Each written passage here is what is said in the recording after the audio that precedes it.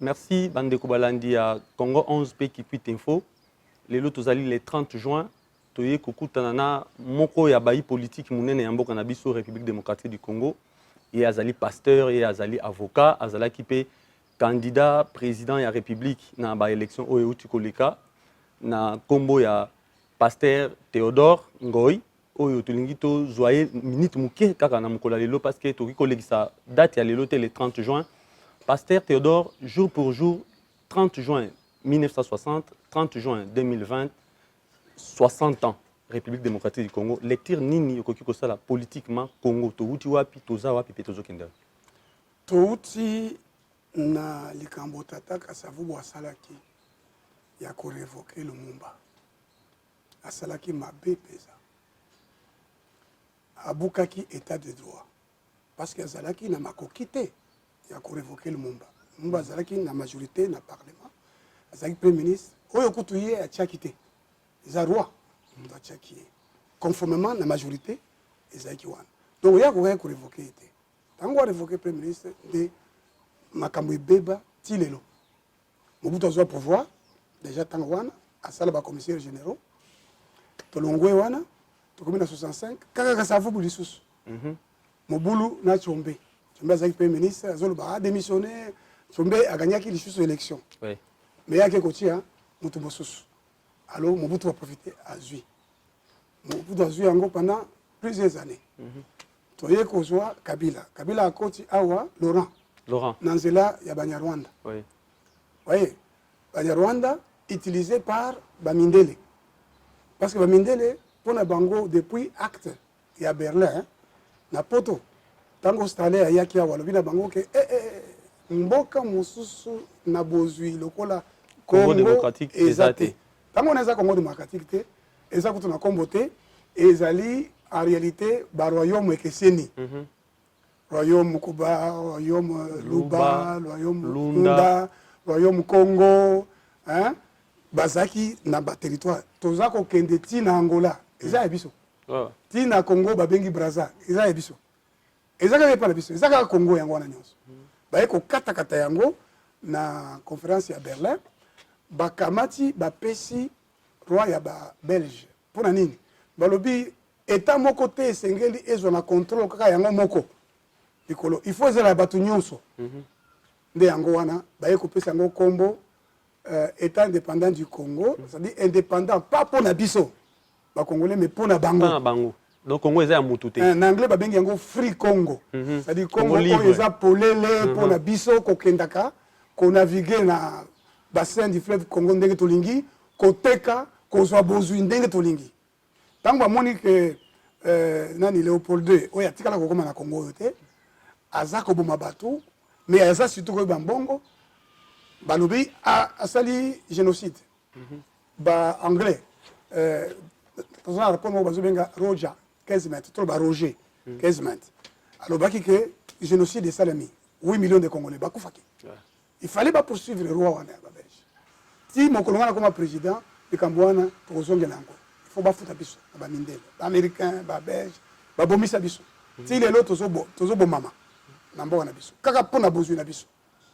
Kaka pour Zamba, pesa Abisso, besoin, des passions, tout le monde. Banigakate, Batoloko Langai Boy, comme président de la République. Non, non.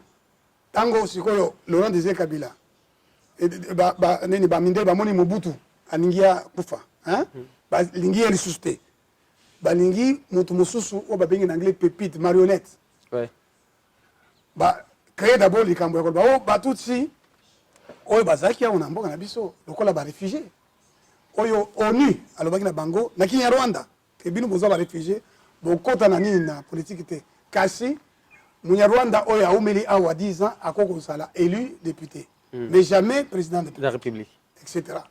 Kutu kasavu babengana bisukiro na gouvernement alobi bon ye topesi bokonzi ye asa ko sala akaba intérêt ya nini ya Rwanda. Oui, baye ko bimisa Congo ya Banyamulenge. Nde baye ko attaquer Congo. Malgré que Mobutu azaki faible, azaki malade, ba moni réaction à peuple. Nde baké koloka Laurent Désiré Kabila. Pour justifier l'agression. C'est une agression, vraiment, il y a des multinationales, la société, il y a des mbongo épelés à Mokili, pour contrôler. Tinelo. Si les autres s'exercent dans le pouvoir, il y a des partis du pays, on continue à causer un bongo. Alors, mais Laurent Kabila, vous voyez, a sali une sorte de coup d'État, a s'autoproclamé président de la République. Les Américains vont reconnaître que Abanda qui Kotonga, nation congolaise. Talakaka, privé, Banque mondiale, Fonds monétaire international, guerre, paix, et côté, mais a sali triomphal. Na mikolo muke, na 100 jours, mikolo muke, a sali triomphal. A sali makambo ebele, pesi salaire malamu na ba policier, na minute muke, etc. Mais bitumba, pe entourage mabe. Ngana kutana kana na ebisi président, Zambia ebisi nga bongo le motema, sinon okokoma na 2001 te. Okosala 3 ans te. Après ça bato ebele. Bamusu bazana bomo lokola idi kapende zaki wana. Tuna bakankenza basoni kafuta bamusu bazaki wana. Tawo nzoba na ye. Bakambwa. Kuso bakansa ba kwanga ngai. Simanango aye kokufa effectivement en 2001 accueilli Joseph Kabila ye. Ngana kutana Joseph Kabila. Alingaki pesa nazala na bokonzi na ye. Na iboso na boyaka, ya bibale pe na boy, na yekundima ya misatu po achanga kaka gouverneur ya Banque centrale. Mais mukanda oyo asinyaki ba boy kotanga nguna RTNC, ba boy ko mbutu ne balobaka. Mbutu ekoti. Bazongi sango sima batiki masango a continuer. O masango bengana kanga na banque. Si les lois ont réclamé ba droit na ngai na banque. Pe na kozwango malgré que gouverneur azo boya ko futanga na éviter pour la nini, mais Zambia azana ngai parce que c'est juste parce que le problème na alors donc toye na Joseph Kabila a sali 18 ans.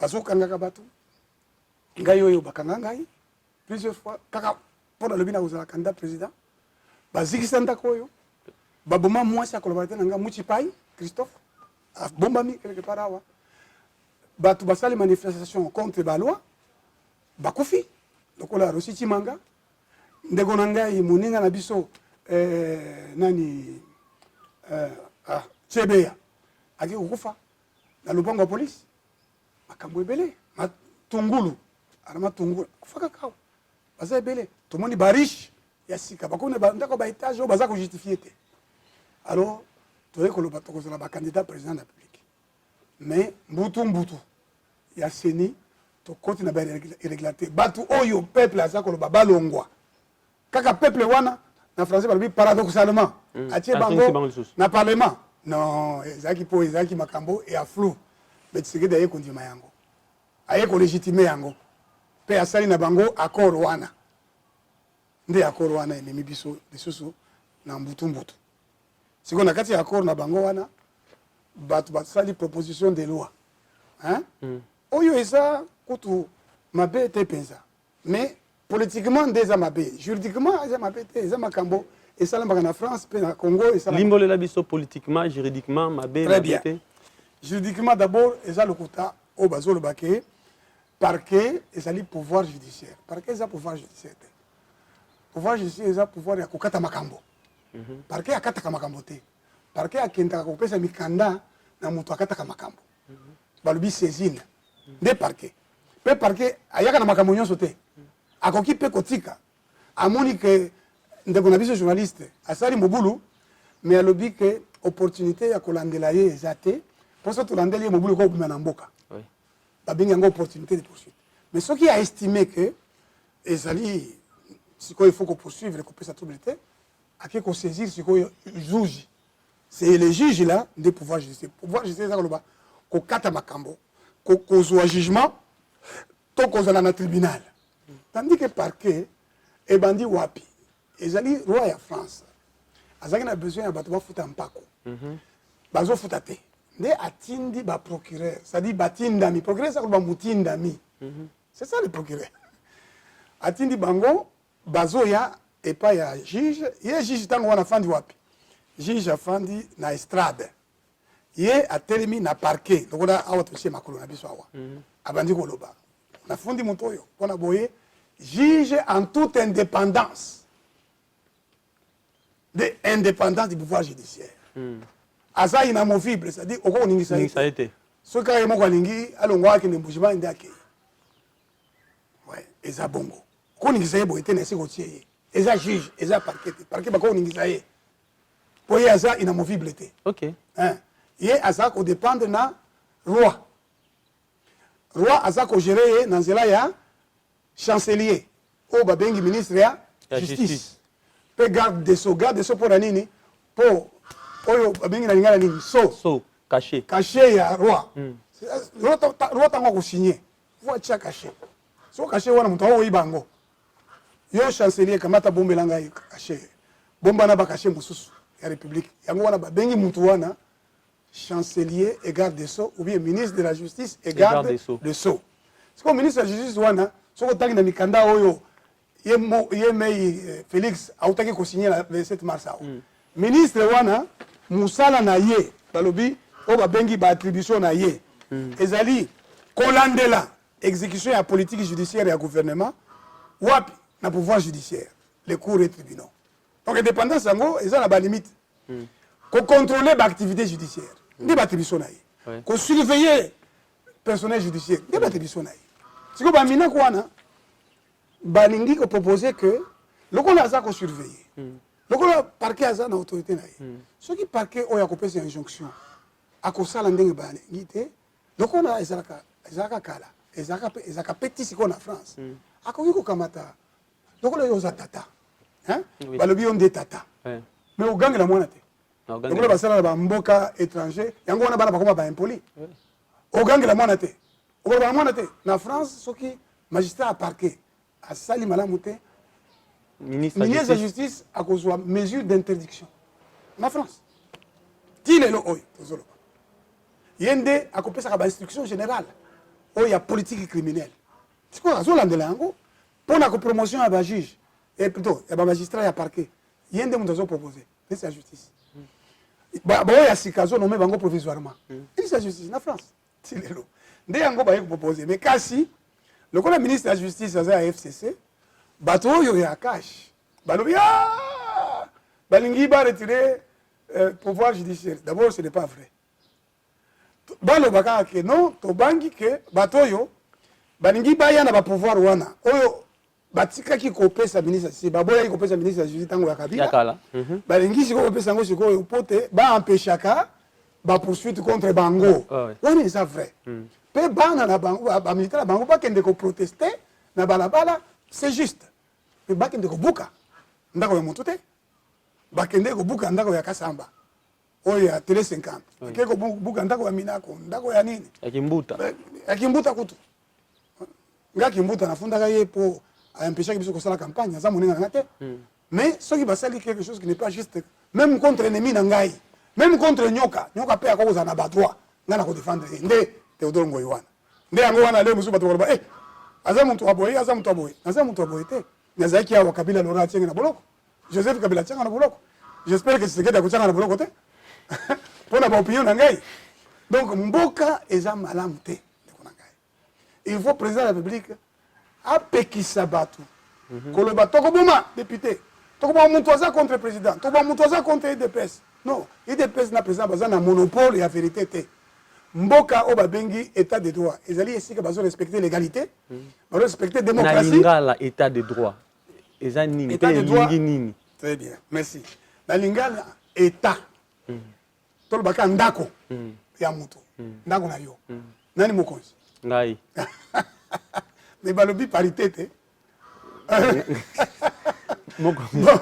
yo nde mokonzi mpona nini soki bakapitaine mibale baza na bwato kokoya il faut moko azala chef bon en tant que chef est-ce que ozala bamesure okamataka te ezali bon donc ntango tozoloba état de droit ezali esika mobeko ezali kuna na ndako koloba bana na ngai 18h tout le monde na kati ya ndako libanda te nalingi boye oyo akoréussir na examen na kosala boye nde babengi yango légalité to kosalela mibeko eloko ya mibale état de droit ezali démocratie ezali koloba moto aloba oyo aye oyo alobi sikoyo oyo alobi topesi yango biso pouvoir na biso ya oyo alobi topesi yango na parlement parlement nde molobeli na biso sikoyo parlement oyo irrégulièrement basali yango parlement de façon irrégulière ekomi kaka bato tolingai tolongola nde baza kuna sikoyo ntango bazwi mibeko esepelisi groupe oyo mosusu te Et ça, c'est que c'est plus peuple.